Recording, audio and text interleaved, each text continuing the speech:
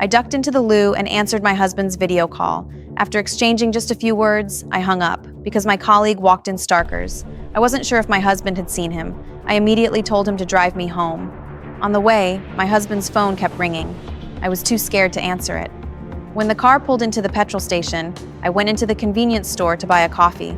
Strangely, there was no staff on duty, so I placed the banknotes on the counter. The moment I looked up, I saw bloodstains on the opposite shelf. Sensing something was terribly wrong, I tried to flee. Just then, a bullet struck my shoulder. Before I could react, another bullet whizzed past, nearly killing me. Hiding behind the shelves, I screamed loudly, hoping my colleague outside would hear. But I knew he loved listening to music. He probably wouldn't hear me. I peered out just slightly. That's when it dawned on me. This killer was targeting me. I tried to grab my phone to call the police, but the assassin saw through my plan. Just as despair washed over me, a man's voice came from the till.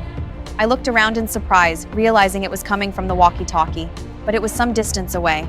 To distract the killer, I grabbed 2 packets of crisps and threw them upwards and seized the walkie-talkie in the commotion. I pleaded for help to call the police, but static cut in before I could say much. Meanwhile, my colleague came searching for me and was shot.